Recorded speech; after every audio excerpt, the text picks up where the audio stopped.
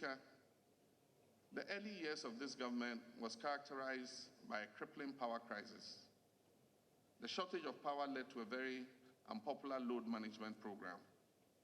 This shortage of power hobbled the growth of our economy and affected both business and residential customers. Many businesses had to resort to the use of generators to survive. Mr. Speaker, I stood on the floor of this very august House and took full responsibility for the crisis and promised that I'll do my utmost to fix the problem. It has taken a lot of hard work and effort.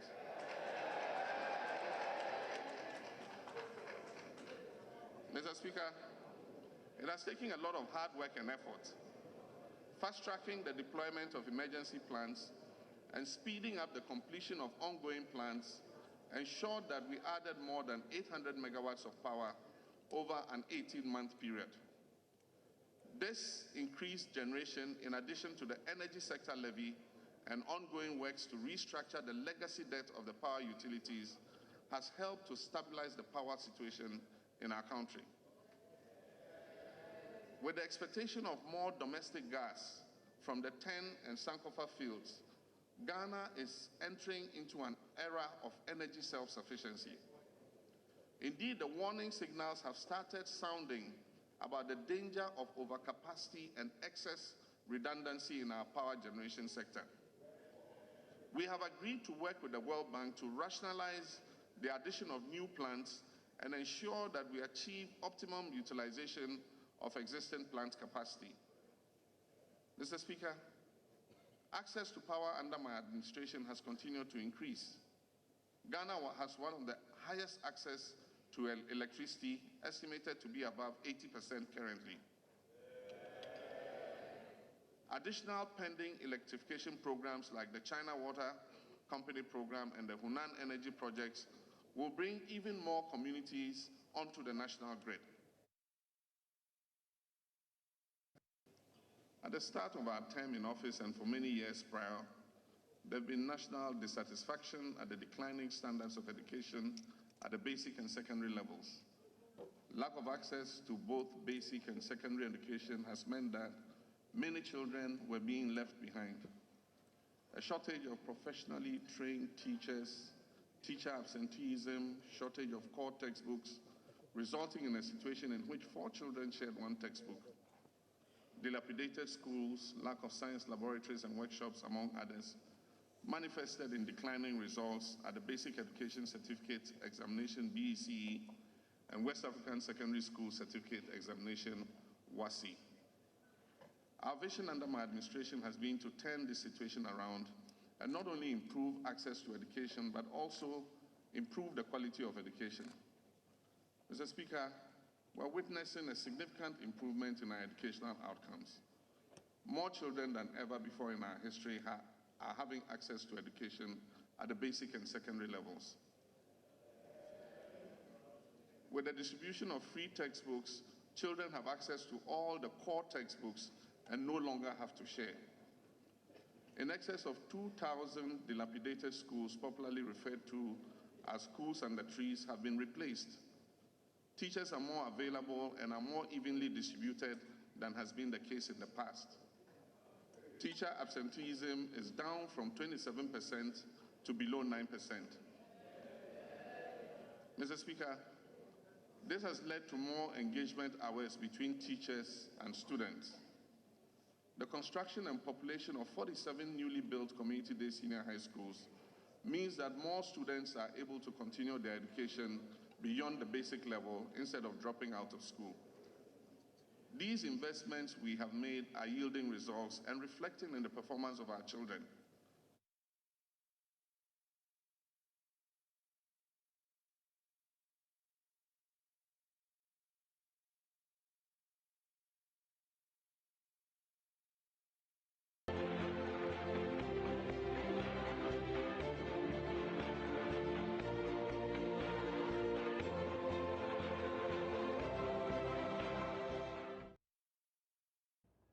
And we have to again tell you that the session of Parliament we have currently, that's the 6th Parliament, will be dissolved later to make way for the next session of Parliament. At least 125 people will be in the chamber for the first time, and some known faces would also exit.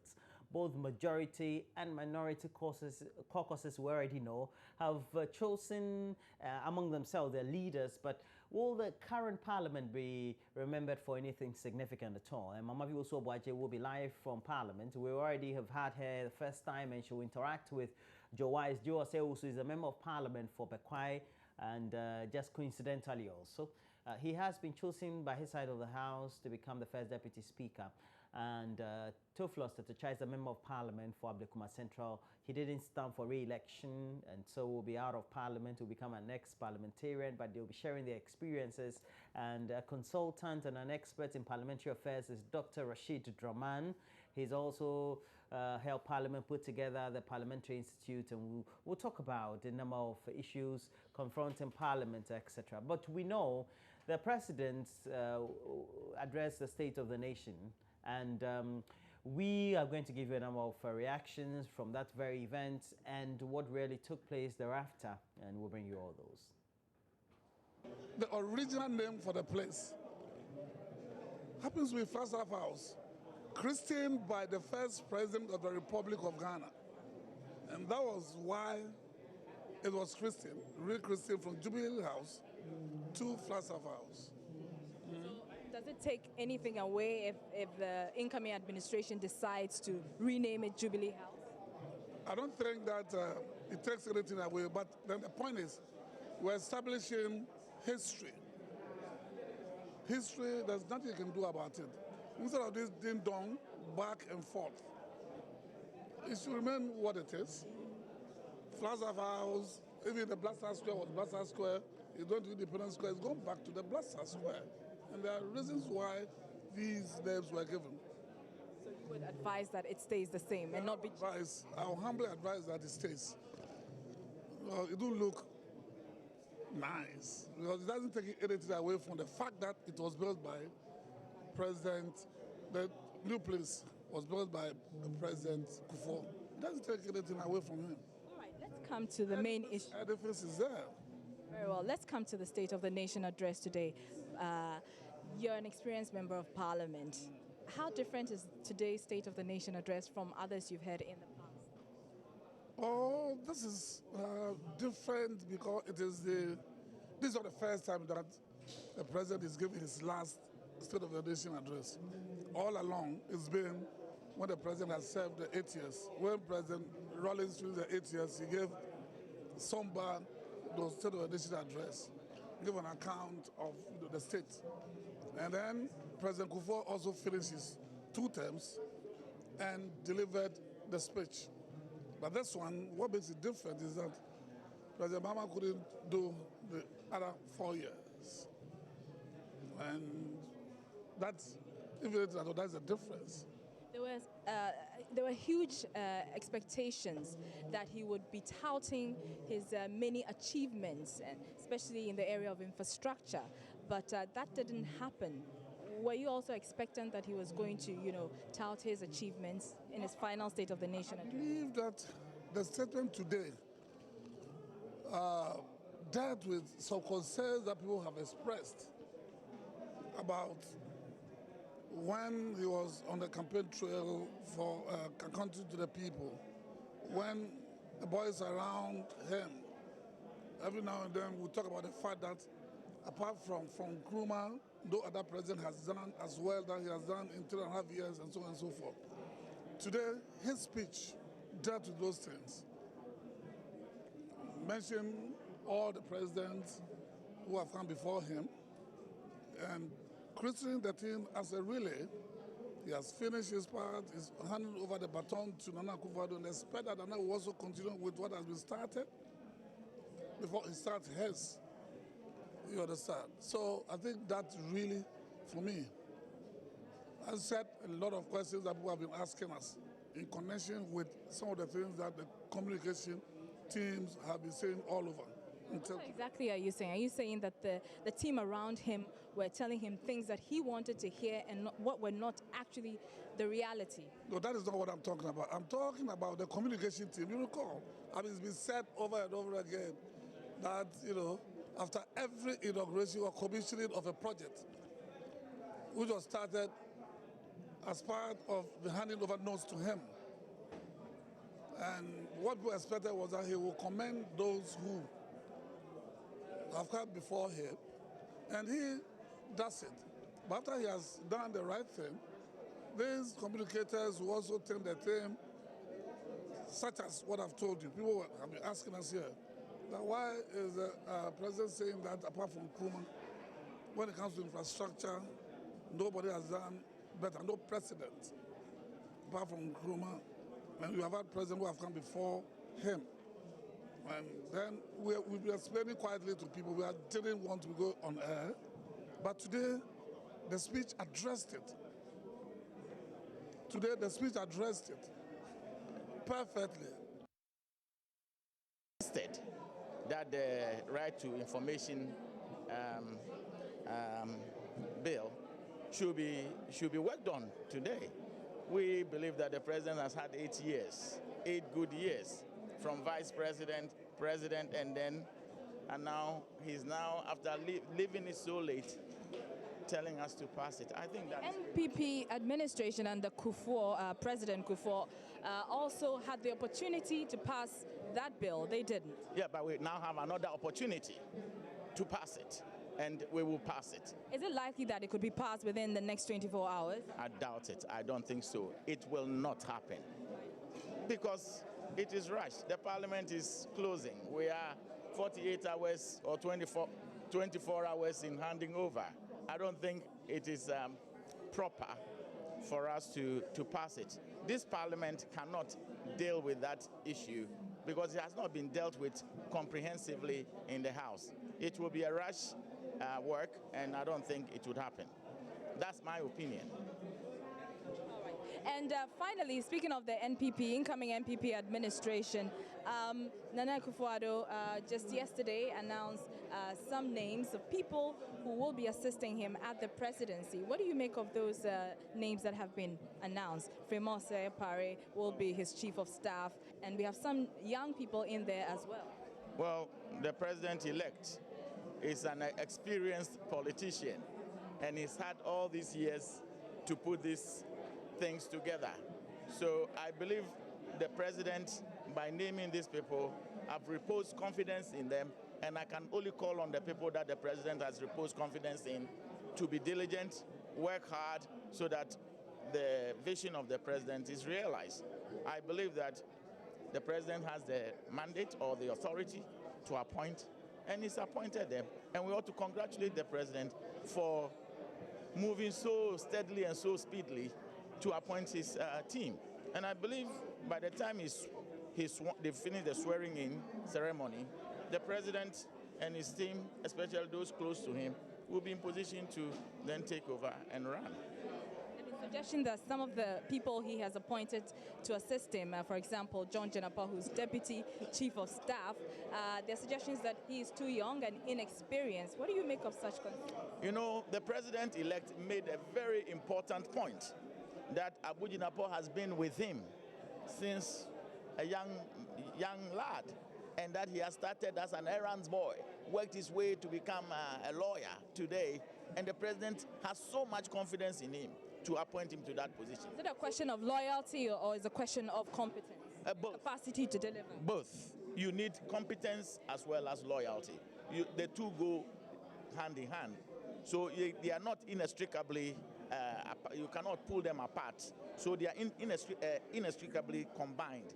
So for me, I think the president knows why he has appointed Abu Jinapor, and I believe that Abu is a fine gentleman. He will do a good job at the position that he has been given, and we just have to encourage him. And it showed a situation where the economy went through significant challenges.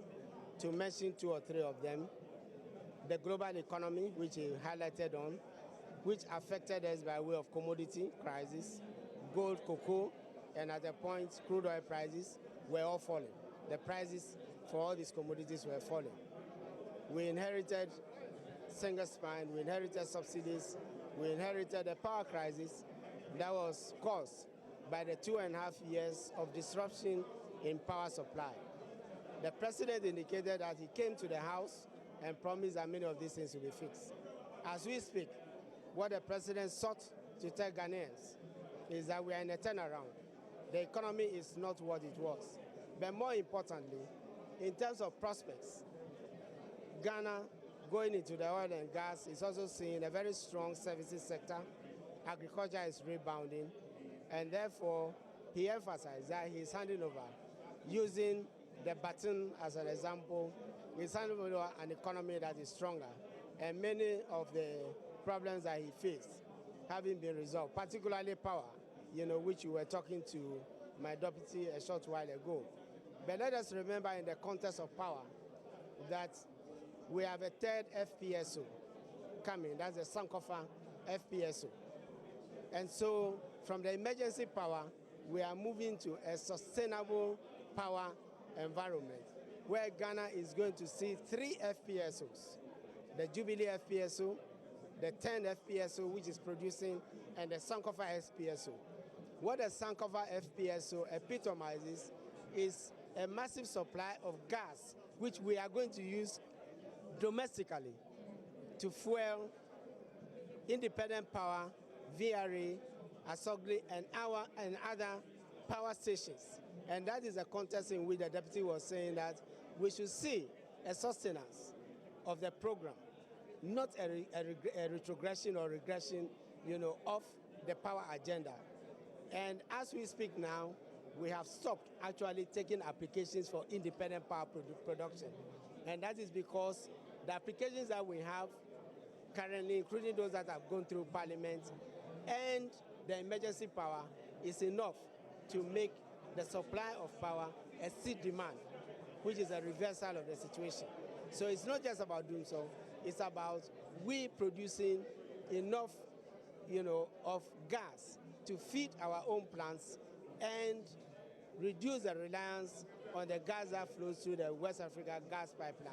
That will complement it. In fact, it's not going to, replace it, but it's going to complement it. And that is the confidence on which. And with that, once you have power, it means that you also have industry, coming strongly, businesses coming strongly, and therefore that is the path which the president, was painting. Let's talk about the economy proper. And the president mentioned in his address, and let me quote him, he says, we inherited an economy that was running on a high deficit with increasing inflation and interest rates. It was also characterized by a rapidly depreciating currency. But he is saying that having been in government over the last 4 years, or 3.5 years or so, his administration has put the economy on the road to recovery. What would you say the incoming administration must do to sustain the gains that you have made? The incoming administration has its agenda, and they put it out to the nation. Including significant things that they want to do. It includes promises. What the president has said, my president, whom I serve, what he has said is what he inherited, as I was saying. And as you indicated, he's been emphatic that we have made progress. But he did caution, for example, with respect to the deficit, that given the tariff bearing for the Jubilee FPSO, given other factors, the disruption in gas and other supplies, that will be missing certain targets. But nonetheless, we are living a strong economy.